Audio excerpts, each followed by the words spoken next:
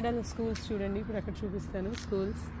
ఈ ఏరియాలోనే మేము ఒక 2-3 స్కూల్స్ చూసాము. ఫుల్ డిస్టెన్స్ ఉన్నాయి స్టూడెంట్స్కి కూడా.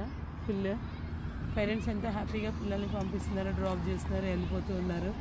కానీ చాలా ప్లెజెంట్గా ఉంది క్లైమేట్ కానీ ఇది కానీ చాలా బాగుంది. చర్చ్లు ఉన్నాయి, 2 చర్చ్లు. ఇప్పుడు మీకు చూపించేది ఇది ఒకటి రైట్ సైడ్ ఉంది చర్చ్, ఇంకోటి పెద్దది లెఫ్ట్ సైడ్ ఉంది. ఇందాక బెల్స్ రింగ్ అయ్యాయి, 9 అయింది కాబట్టి. కూల్, పీస్ఫుల్, అంతా బాగుంది. అసలు ఈ క్లైమేట్ చూస్తుంటేనే మన మైండ్ అంతా పీస్ఫుల్లాగా అనిపిస్తుంది. చాలా బాగుంది. It's good. మీరు వచ్చి ఇక్కడ సెటిల్ అవుతారా? ఇంట్రెస్టెడ్ ఉన్న వాళ్ళు వచ్చి ఇక్కడ సెటిల్ అవ్వచ్చు, కానీ ఫుల్ ప్రిపేర్డ్గా వచ్చి సెటిల్ అవ్వండి. మన ఇండియన్స్కి అయితే ఇట్స్ ఇంపాసిబుల్ అని నేను అనుకుంటున్నా. ఇక్కడ రావాలనుకునే స్టూడెంట్స్కి మీ అడ్వైస్? స్టూడెంట్స్కి ఓకే, స్టూడెంట్స్కి బాగుంటుంది ఇక్కడ. Students they are working, they will do part time job, everything. But పేరెంట్స్కి అయితే ఇంకా 1-2 ఇయర్స్లో ఏదో పిల్లల కోసం అని ఉంటారేమో కానీ పిచ్చి ఎక్కుతుంది. దాని తర్వాత మెంటల్ హాస్పిటల్ జాయిన్ అవ్వాలి అంతే. ఇక్కడ స్టూడెంట్స్ గడిపే జీవితం మీరు చూసారు కదా, దాని మీద మీ కామెంట్? స్టూడెంట్స్ పాపం చాలా కష్టపడుతున్నారు. వాళ్ళకి టైం కూడా ఉండట్లేదు పాపం, ప్రాపర్గా ఫుడ్ కూడా తినరు. ఏదో వండుకుంటున్నారా తింటున్నారా అన్నట్టు ఉన్నారు పిల్లలు, కానీ దే ఆర్ వర్కింగ్ హార్డ్. కెనడాకు వచ్చి బాగా డబ్బులు సంపాదించి ఇంటికి పంపిస్తారు అనే అపోహ గురించి, అపోహ అంటారా నిజమంటారా? అది అపోనే అండి. ఎందుకంటే పాప అంత లేదు ఇక్కడ, వాళ్ళకే కష్టంగా ఉంది. ఒక్కొక్కరికి ఎంత ఇప్పుడు ఉండి వాళ్ళ స్టేకే చాలా వాళ్ళు మళ్ళీ ఫుడ్కి పే చేసుకోవాలి.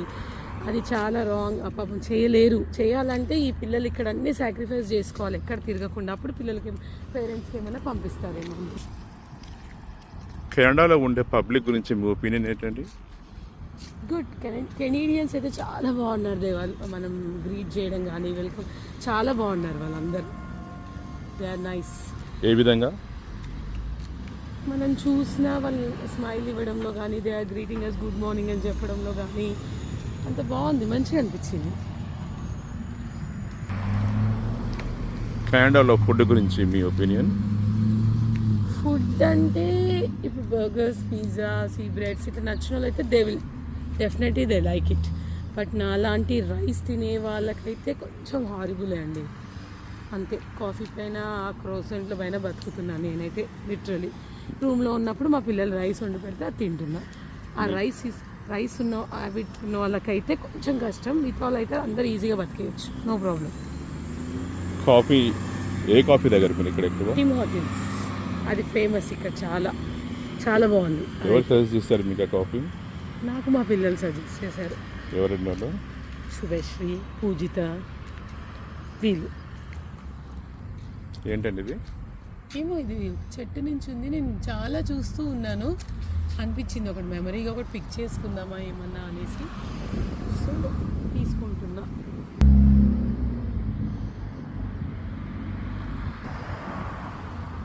చూడండి ఎంత బాగుంది, ఎంత బ్యూటిఫుల్గా ఉంది.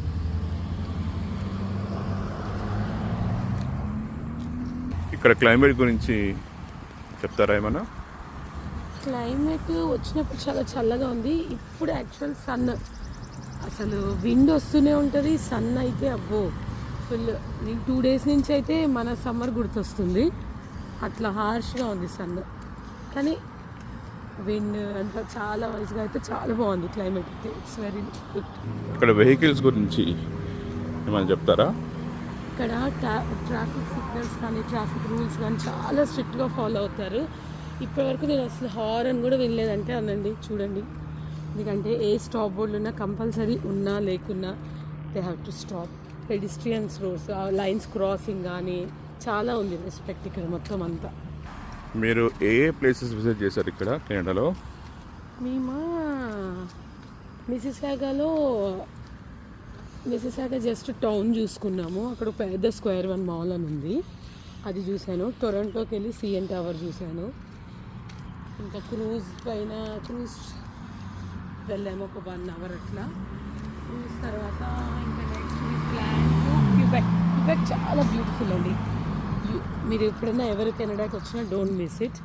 క్యూబెక్ తర్వాత మాంట్రియల్ వెళ్ళాము. మాంట్రియల్ కూడా ఓకే, దాంట్లో చాలా మనం చేయొచ్చు, కానీ మాకు టైం లేకుండే కొంచెం. తర్వాత ఒటోవా వెళ్ళాము, jail. We stayed in a jail, చాలా బాగుంది. ఆ స్టే మాత్రం మిస్ అవ్వకండి. దాని తర్వాత రీసెంట్గానే మేము టొబర్మోరీ వెళ్ళాము. ఇట్స్ చాలా బ్యూటిఫుల్ ప్లేస్, అది కూడా మిస్ అవ్వద్దు, చాలా బాగుంది. సుమారు ఎంత ఖర్చు అవుతుంది ఈ టూర్కి అంతా? మీరు ఎన్ని డేస్ ఉన్నారు ఇక్కడ? మేము ఒక 17 days కానీ వచ్చాము. మాకు టికెట్స్కి అయ్యిందండి బాగానే, 4+ దాకా అయ్యింది. ఇక్కడ ఫ్లైట్ టికెట్ మీ టూర్ కాస్ట్ ఎంత ఏంటది అప్రాక్సిమేట్గా? మాకు ఫ్లైట్ టికెట్స్ మా వైఫ్ అండ్ హస్బెండ్కి ఇద్దరికి 3 lakhs అయ్యింది. తర్వాత ఇక్కడ మేము ట్రావెలింగ్ కానీ టూర్ ఎక్స్పెన్స్ మేము కొంచెం ప్లానింగ్తో వస్తే కొంచెం తక్కువ అవుతుంది. మేము వన్ ఆఫ్ ది సడన్ కొంచెం వచ్చేసరికి మాకు కొంచెం ఎక్స్పెన్సివ్ అయిందండి బాగా. ఫుల్ ప్లానింగ్గా వస్తే మాత్రం యూ కెన్ బాగుంటుంది.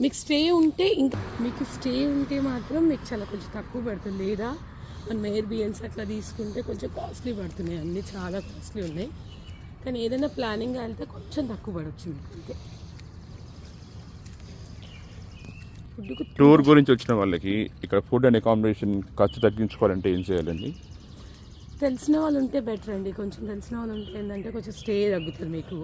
ఫుడ్ కూడా ఒకసారి బయట తిన్నా ఒకటి ఇంట్లో తినొచ్చు, అది బెటర్ అని నేను అనుకుంటున్నాను. మాకైతే కొంచెం స్టార్టింగ్లో బాగానే అయింది, 2+ అయింది ఫుడ్కి. ట్రావెలింగ్ కూడా వరకు అయింది. దాని తర్వాత రీసెంట్గా మా పాప వాళ్ళ ఫ్రెండ్లో ఇంట్లో ఉంటున్నాము. ఒక 4 days నుంచి అయితే మాకు బెటర్.